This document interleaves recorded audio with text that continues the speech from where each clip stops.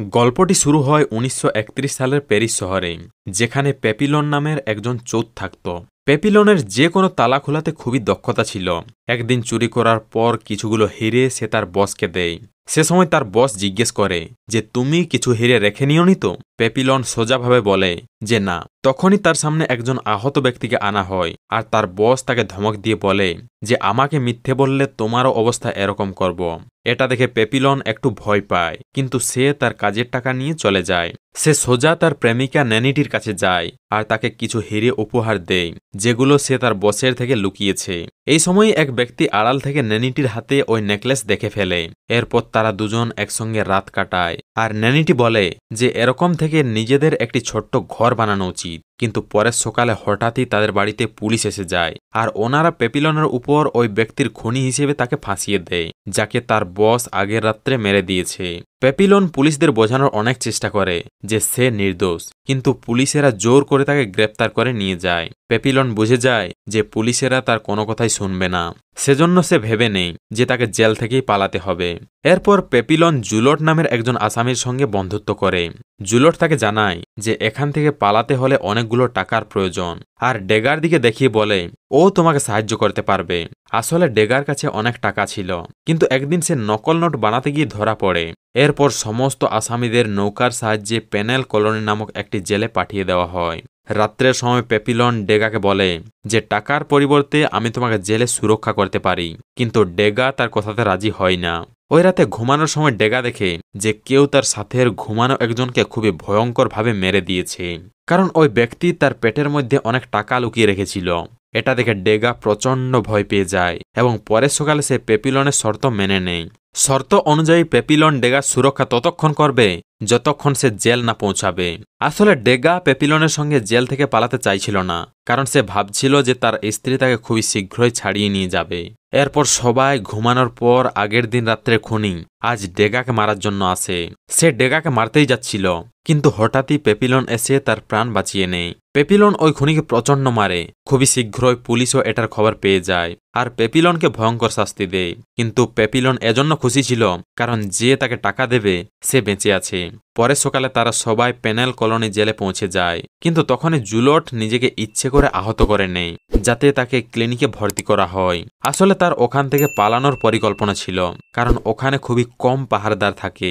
এরপর প্যাপিলন এবং বাকি সমস্ত আসামিদের একটি নতুন জেলে নিয়ে আসা হয়, যেখানে কিছু ভয়ঙ্কর অপরাধীকে রাখা হয়েছে। এখানের ওয়ার্ডেন খুবই ভয়ঙ্কর। সে সমস্ত আসামিদের জানায় যে এখান থেকে পালানো কোনোভাবেই সম্ভব নয়, তাই কেউ ভুল করেও চেষ্টা করবে না। এখানেই তোমাদের সবার জন্য সুরক্ষিত। যদি কেউ পালানোর চেষ্টা করো তো তার 2 বছর অন্ধকুটিরে শাস্তি হবে। দ্বিতীয়বার পালাতে গিয়ে ধরা পড়লে 3 বছর আরও, আর 3 বার যে ধরা খাবে তাকে ডেভিল সাইল্যান্ড নামক একটি জেলে পাঠিয়ে দেওয়া হবে, যেখানে থাকলে মানুষ পাগল হয়ে যায়। আর যদি কেউ কাউকে খুন করে তো তাকে ফাঁসি দেওয়া হবে। এরপর সমস্ত আসামি পাথর ওঠার কাজ পায়। কিছুদিন পর প্যাপিলনের সঙ্গে একজন নৌকা চালকের পরিচয় হয়। প্যাপিলন তাকে নৌকার পরিবর্তে অনেকগুলো টাকা দেওয়ার কথা বলে, আর সে মেনেও যায়। সে প্যাপিলনকে পরের রাত্রে নদীর ধারে আসতে বলে, কিন্তু এই পরিকল্পনাটির ব্যাপারে একজন ভয়ঙ্কর আসামি জেনে যায়, আর সে টাকার জন্য ডেগার উপর হামলা করে।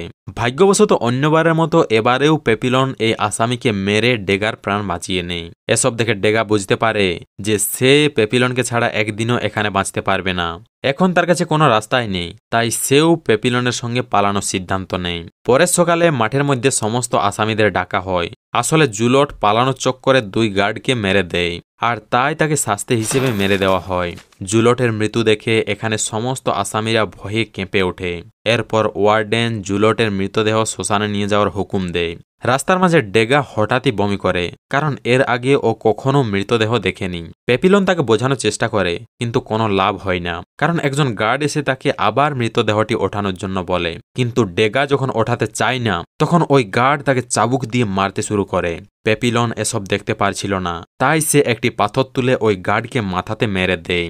এর ফাঁকে সে এখান থেকে পালিয়েও যায়, কিন্তু এদিকে ডেগা ভয়ে উঠতেও পারছিল না। রাতের সময় প্যাপিলন নদীর ধারে পৌঁছায় ওই নৌকা চালকের সঙ্গে দেখা করার জন্য। যখন প্যাপিলন তার থেকে নৌকা চায়, তখন ওই নৌকা চালক জোরে জোরে হাসতে শুরু করে। প্যাপিলন পিছন ফিরে দেখে যে তাকে অনেকজন গার্ড পিছনে ঘিরে নিয়েছে। এখানে জানা যায় যে এটা একটা চক্রান্ত, আর এই ব্যক্তি ওয়ার্ডেনকে খবর দেয়, আর এটার জন্য সে অনেক টাকাও পায়। খুবই শীঘ্রই পেপিলনকে আবার জেলে নিয়ে যাওয়া হয়। এখানে ওয়ার্ডেন জানায় যে গার্ডকে সে পাথরে মেরেছে ও বেঁচে গেছে, এজন্য পেপিলনের মৃত্যুর শাস্তি হবে না, কিন্তু পালিয়ে যাওয়ার জন্য অন্ধকুটিরের শাস্তি হবে। যখন পেপিলন সেখানে পৌঁছায় তখন সেখানটা দেখে সে ভয়ে কাতর হয়ে যায়। আগের জেলে এদিকে ওদিকে সবার সঙ্গে কথাটুকু হলেও বলতে পারত, কিন্তু এখানে তাকে একটি ছোট্ট ঘরে বন্দি থাকতে হবে, তাও আবার কোনো আওয়াজ না করেই। এমনকি এই জেলে নিজের সঙ্গে কথা বলাও যাবে না।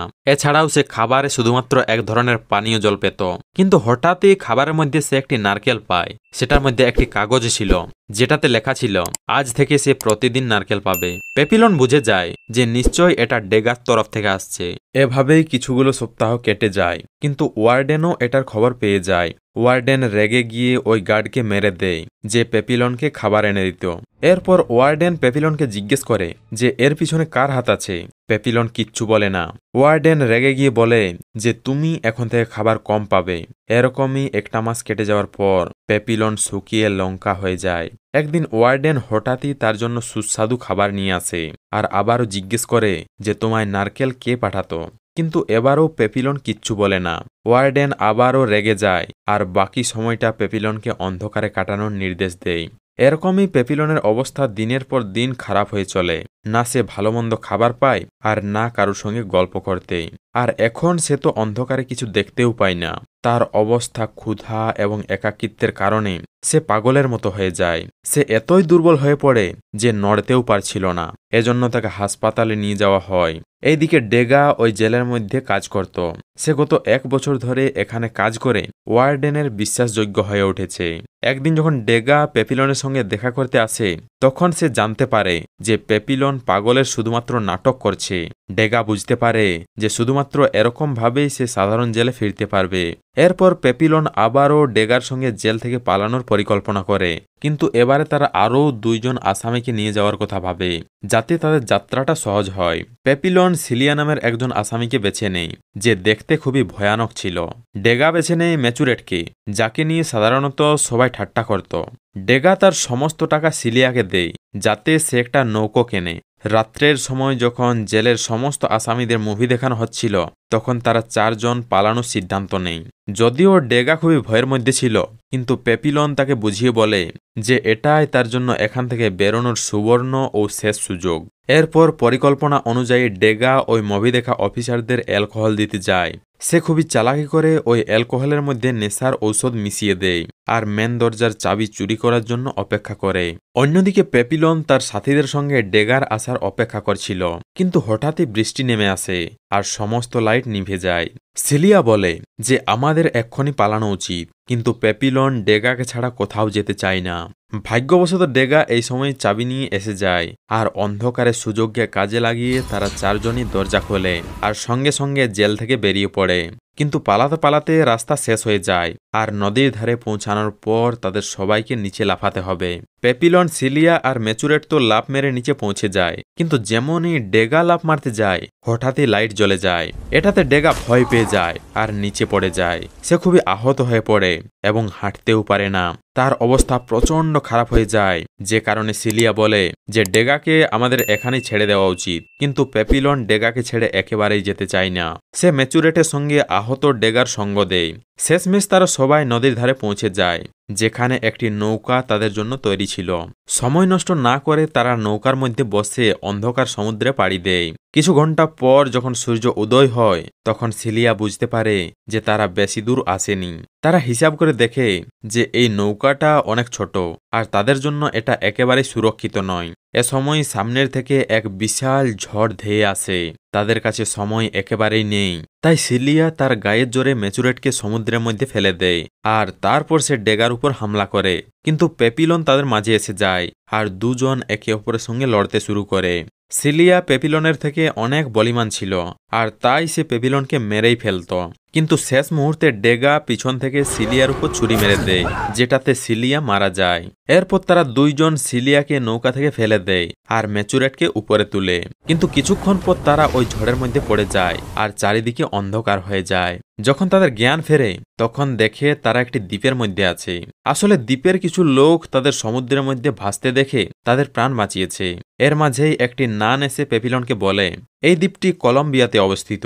সন্ধ্যার সময় পেপিলন ডেগাকে বলে যে আমাদের এখান থেকে যত তাড়াতাড়ি সম্ভব চলে যাওয়া উচিত। কিন্তু ডেগা বলে তুমি চাইলে যেতে পারো, কারণ এখন আমাদের ডিল শেষ হয়ে গেছে। আসলে সে পালিয়ে পালিয়ে ক্লান্ত হয়ে পড়েছিল আর এখন সে নিশ্চিন্তে একটি জায়গার মধ্যে জীবন কাটাতে চায়। এরপর পেপিলন যখন ম্যাচুরেটের কাছে যায় তখন দেখে ম্যাচুরেট দ্বীপের মেয়েদের সঙ্গে আকর্ষিত হয়ে পড়েছে। শেষমেশ পেপিলন একাই এই দ্বীপ থেকে বেরোনোর সিদ্ধান্ত নেয়। রাস্তায় সে হঠাৎই কিছু পুলিশ অফিসারদের দেখে সে বুঝতে পারে যে ওই নানি পুলিশদের খবর দিয়েছে। পেপিলন সঙ্গে সঙ্গে ডেগার কাছে যায় এবং তাকে নিয়ে পালানোর চেষ্টা করে, কিন্তু পুলিশ তাদের কাছে পৌঁছে যায় আর তাদের ধরে ফেলে।